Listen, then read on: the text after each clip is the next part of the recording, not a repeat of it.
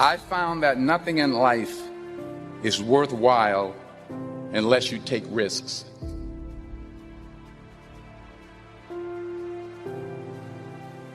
You have to take chances in life. If you don't take chances in life, you'll never have the life God has for you. Life is risk. It takes courage to pursue your dream. Nelson Mandela said, "There is no passion to be found playing small and settling for a life that's less than the one you're capable of living." If you don't want to be uncomfortable, please do not pursue success, because success is a very uncomfortable feeling. God wants you to be excited about your destiny so that you can endure the process that brings you into promise, because there is a process before promise. And if you don't have at least a vision of the promise, the process will discourage you. But every time discouragement is trying to get you to give up the process, remember the vision you have of the promise and keep on walking around the wall. Keep on walking around. I'm tired, Lord, but I'm gonna walk around this wall. I'm frustrated, Lord, but I'm gonna walk around this wall. I'm lonely, Lord, but I'm gonna walk around this wall. Thought I'd be married by now, but I'm gonna walk around this wall. Credit's all jacked, Lord, but I'm gonna walk around this wall. I'm trusting you when I can't trace you. I'm gonna walk around this wall. And Lord, I am crazy enough to stand in front of a solid wall and shout as if it had already come down. Let's try that one time. Let's shout as if the walls had already come down. Life's gonna give you ultimately what you'll fight for. Stop allowing God to bless you and give you all this giftedness and opportunity and settle and tolerate less. Don't tolerate it anymore. Yeah, you got to give it your best, but it starts with making a decision that this is over. I don't tolerate this life anymore. Pretty good's not good enough for my family. Pretty good's not good enough for my grandmother. Pretty good's not good enough for my grandpa, my parents, my future children. Pretty good ain't going to get it done for this family. Some of you have money. Some of you have patience. Some of you have kindness. Some of you have love. Some of you have the gift of long suffering. Whatever it is, whatever your gift is, what are you going to do with what you have? At one point in time, you got to take a chance on you. A wise man once told me, you got to be willing to do the things today that others won't do in order to have things tomorrow others won't have. I'll tell you this, you can't make excuses and money at the same time. Stop making excuses, start doing what you got to do to make it happen. When you're sitting at your cubicle, when you're lining up for class, getting ready to go through the school day, or whether you're getting ready to take those kids out and get them going for their day as well, one thing I want you to make sure you remember is don't quit. No matter how it goes for the day, no matter what you go through, make sure you don't quit. Because every day, when things go wrong, as they sometimes will, when the road that you're treading seems all uphill, when cares are pressing you down a bit, rest if you must, but don't you quit.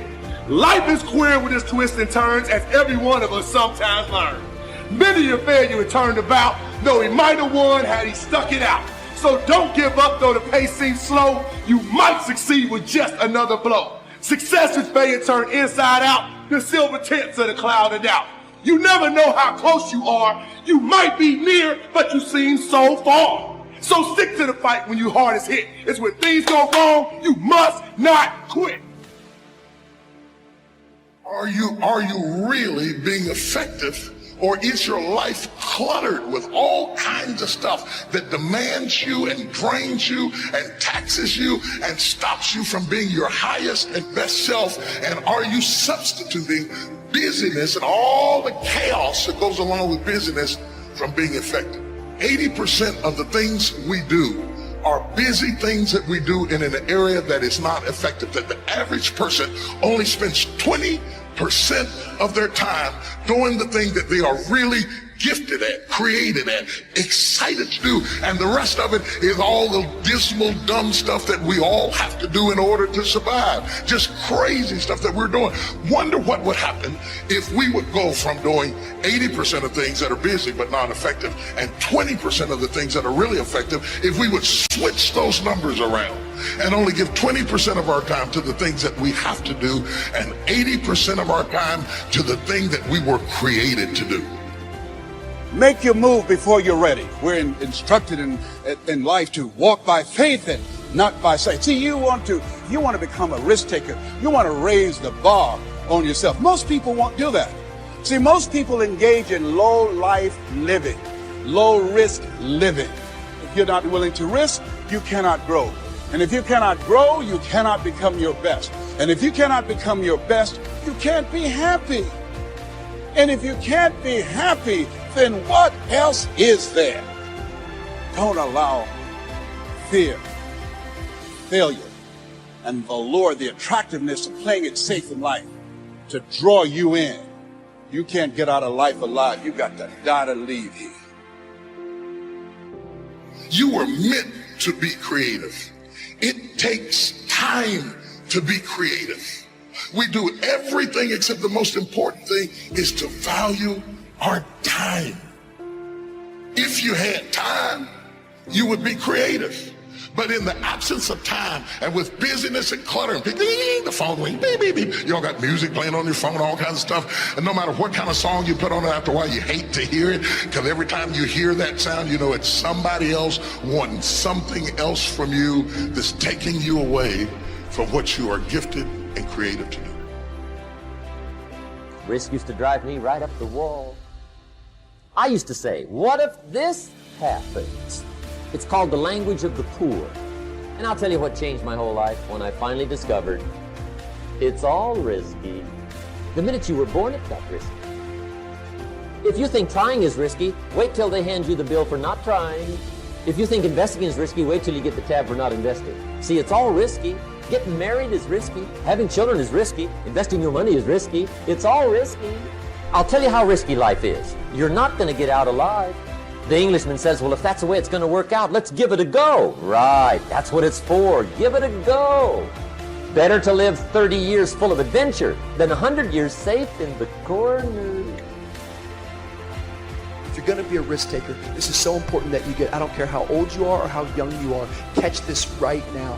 If you're going to be a risk taker, learn right now how to fail forward. It's just simple. I can't tell you how many people I meet and I encounter who live life with this fear of failure. You know what I've learned? I've learned that failing's not that bad. In fact, I've discovered that if I'm not failing, I'm probably not succeeding. Because as I look back at my life, every bit of success, any victory I've ever seen is always laid upon mounds and mounds of failures before it. But if you don't ever put yourself out there to fail, then you're never actually going to get out there to succeed.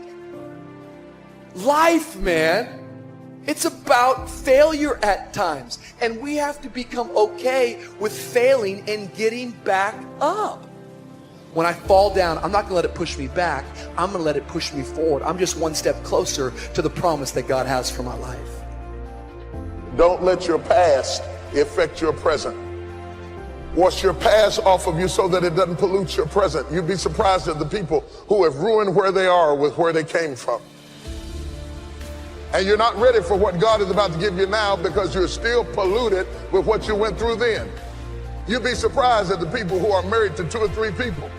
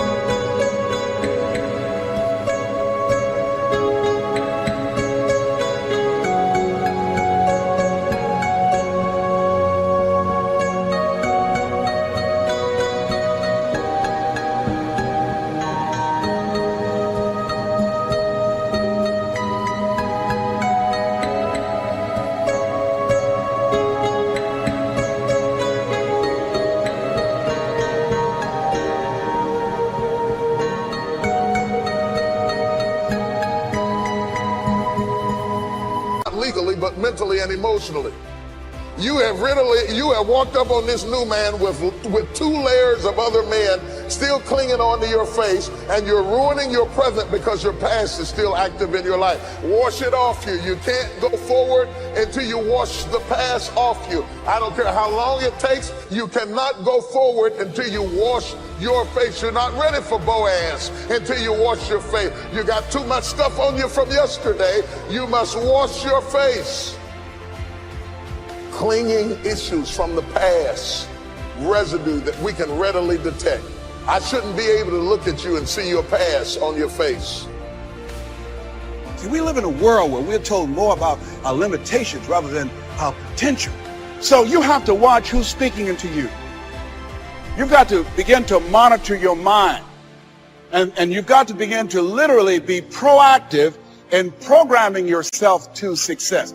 Be ye not conformed to this world. Be ye transformed by the renewing of your mind. You've got to take responsibility to make that happen. And as you begin to do that, you'll begin to see some incredible changes in your life. I understand now when Earl Nightingale said, all of us are self-made, but only the successful will admit it. See, most people stop short of their dreams and park and get off the highway of life because of the rejections of life. You will always be rejected. It's no big deal. Jack Canfield said rejection is a myth. It's not like when somebody says no and then they slap you. No, it's just, to me, make no your vitamin. Get excited about the no. Why? Because every time someone says no, that brings you another step to a yes. You're getting closer. Trust me, you will win if you don't quit. I'll read you the rules, okay? Maybe you'll find them interesting. Tell the truth. Do not do things that you hate, which I think is a variant of telling the truth, because you have to act out the truth as well as telling it. Act so that you can tell the truth about how you act. That's obviously related to the first two. Pursue what is meaningful, not what is expedient. If you have to choose, be the one who does things instead of the one who is seen to do things. Pay attention. Assume that the person you are listening to might know something you need to know. Listen to them hard enough so that they will share it with you. Plan and work diligently to maintain the romance in your relationships. Be careful who you share good news with. Be careful who you share bad news with. Make it